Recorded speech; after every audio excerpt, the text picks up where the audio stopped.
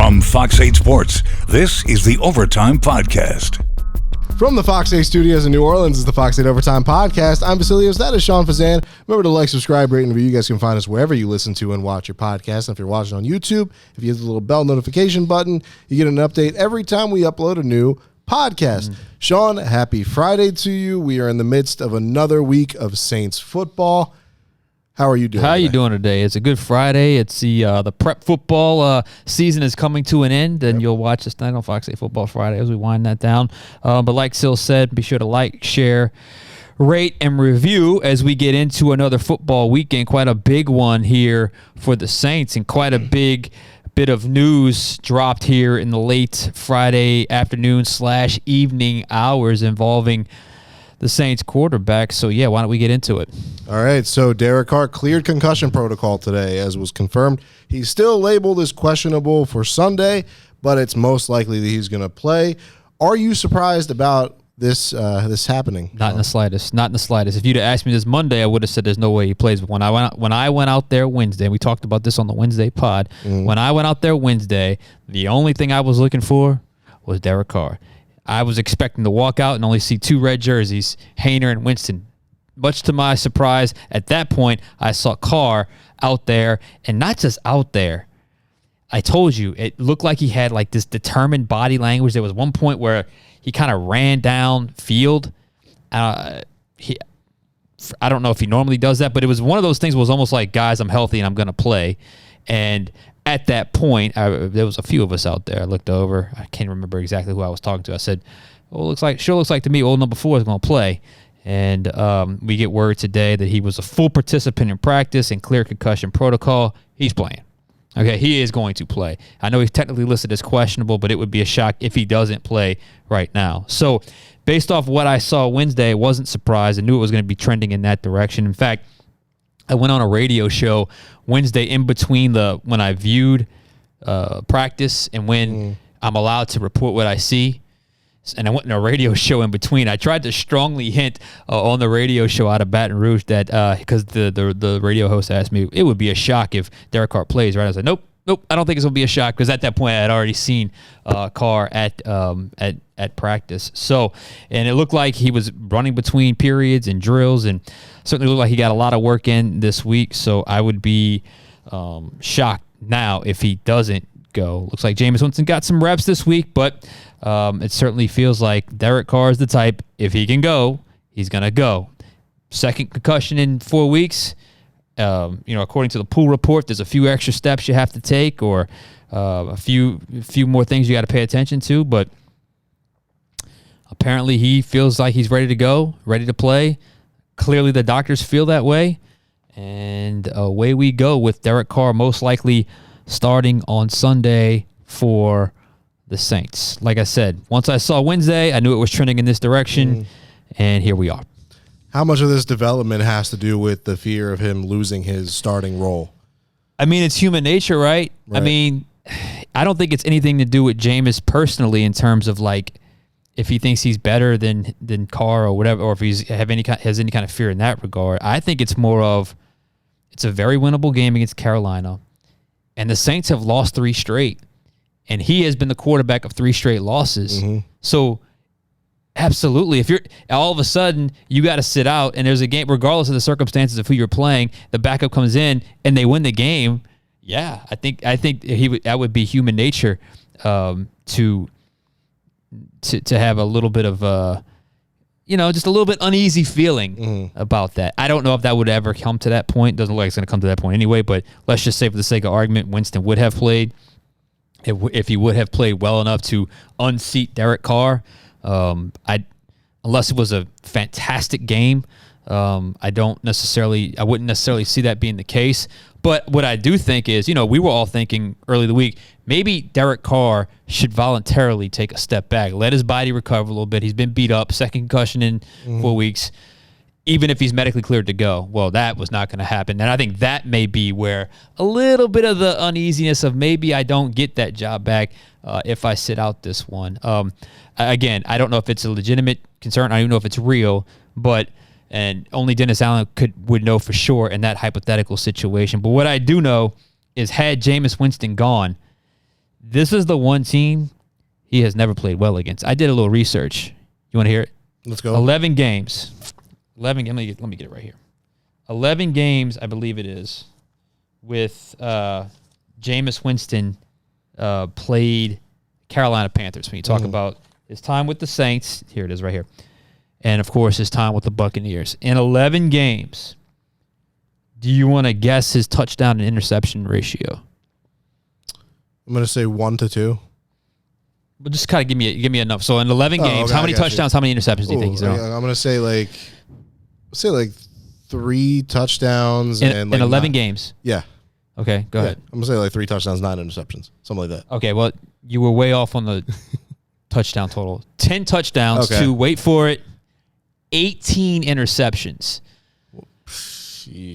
Look, I don't know everything about Jameis's career, but I would imagine because he plays in a division that the Carolinas have probably had they've had his number quite a bit over the years. Even when he was with the Saints the last couple of years, I know last year, and even the year he did pretty well in 2021. That game 2 against Carolina was a tough one for him. So, but again, that's a storyline. It doesn't look like we're gonna have to venture into, because we were all ready for that this week. We were all ready for, okay, Jameis is back. What is it going to be? He plays Carolina, a team that knows him quite well, a team that's, as I just mentioned, as I just named out the stats, has had a lot of success against Jameis, but it doesn't look like it's going to get to that point. So, yeah, that's where the quarterback situation seems to be. It looks like Derek Carr is going to give it a go. And whether or not it's a fear of losing his job, whether or not it's the perception of, hey, if my team wins without me after we lost 3 straight with me, that could create a tense situation. We'll never know. But he's playing, so I guess we'll find out. Yeah. We'll see how he does on Sunday. He did say something in that pool report to Luke Johnson that he felt like he understood the boos, and he felt like they turned it on by the mid-second quarter into the third quarter. He felt like had he not gotten hurt, they would have won that game. Would have been interesting to see if they'd have rallied and won that game. Yeah, I mean, conversely, Carr does have a 3-0 record against the Panthers in his career. So that's true. It is night and day there. So this next topic, and I know it's going to get the folks in our comments section. This was the big pictures topic that I thought we were going to start with, but because of the Derek Carr news, we had to start with that first. Absolutely. So this will definitely get the gears turning for some folks. I know that they love the conversation. What could Dennis Allen do to win the fan base back, Sean Fazende? So we're not going to try to fool the audience here. No, not at all. They know. They're smart. They understand. Yeah. You guys answer this question for us, too. They understand. Look, probably nothing down in the comment section right now. But I truly think there's two lanes here. There's a lane where he can travel and he keeps his job. And then there's a lane he can travel to keep his job and possibly get enough of the fan base back in his corner. And it goes like this. There's nothing he can do in the short term. I mean, nothing this week is going to, we got, the 180 reversal on Dennis Allen and probably Derek Carr too. Although I think it would be a little easier to get back on the Derek Carr train if he has a couple good games. Right. It's one of two things. He can either go on a run or make the playoffs.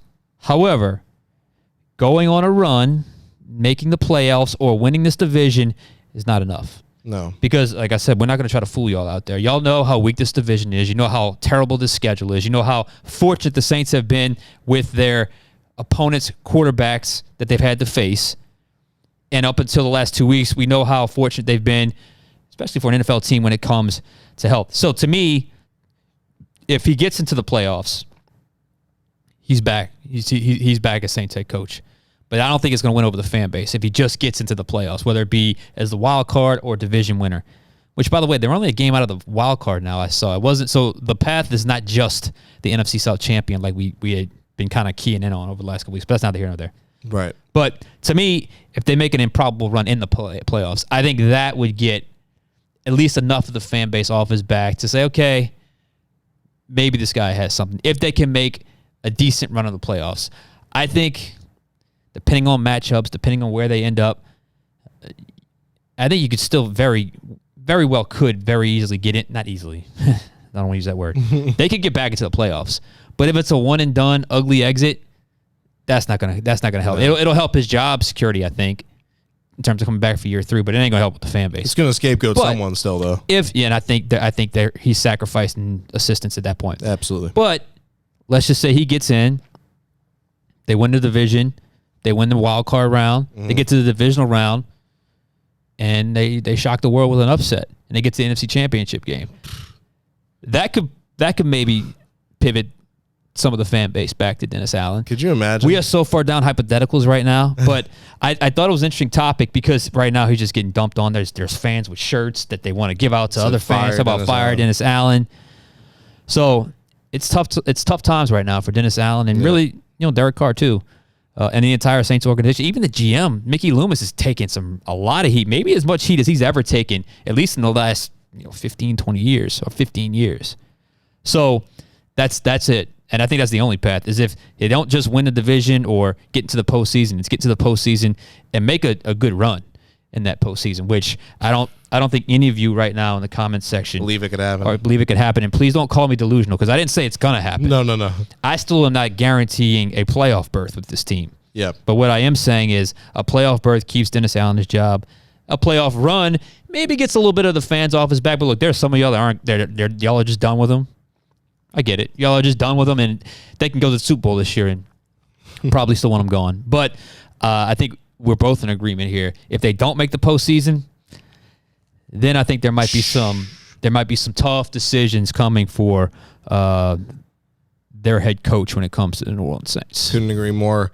Now, lastly, Sean, any concerns heading into Sunday? And I know one of them is this. Why don't we go ahead and just read that injury report, and I'll tell you my concern. All right. So we have 5 players that are more than that. Sorry, I had to zoom out. Excuse me. We had Isaiah Foskey did not practice. He has been marked as out for this weekend.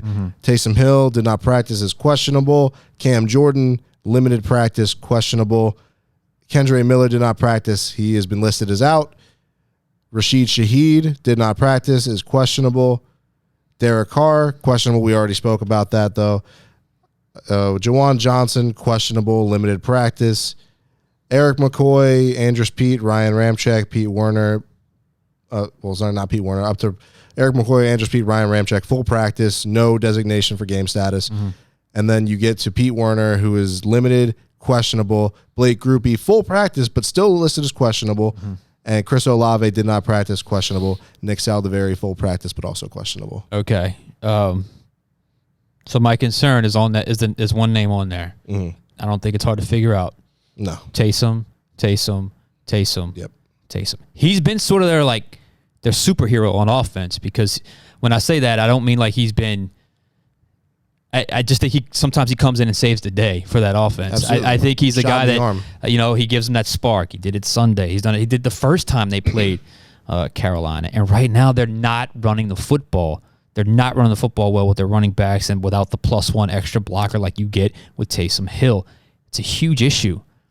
And if you don't have Taysom to turn to, that's a major hole if he can't go. I agree. That's a major hole if he can't go. So if you run into that part of the game where you just kind of get stymied and that offense gets in those ruts and they turn to 7 to get him out of it and he's not there, that is my biggest concern, because I don't think you have to score a lot to win this game, because Carolina can't score. As long as you don't turn the ball over and you score enough, I think so. But the one thing that could get them in trouble is if they find themselves in that hole, and those moments, they all get in there at quarterback number 7, and he breaks off a 15-yard run, or whatever he does, does what he does.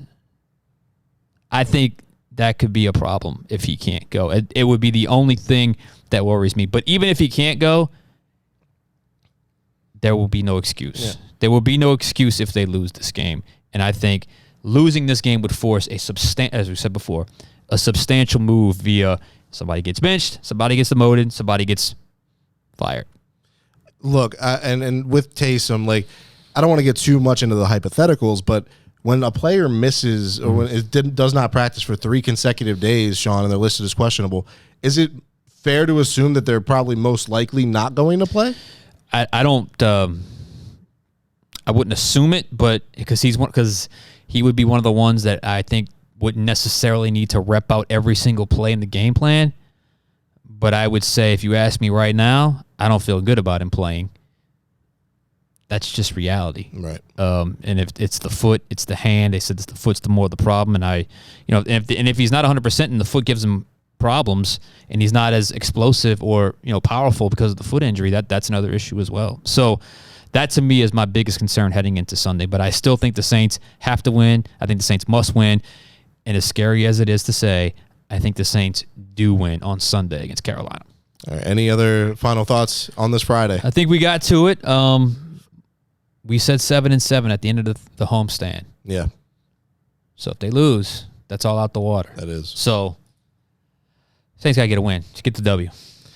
All right, you guys heard it. The Saints got to get a W this week. For Sean Fazende, I'm Vasilios. It's been the Fox 8 Overtime Podcast. We'll catch you guys with the recap of Sunday's game on Monday. See you guys then.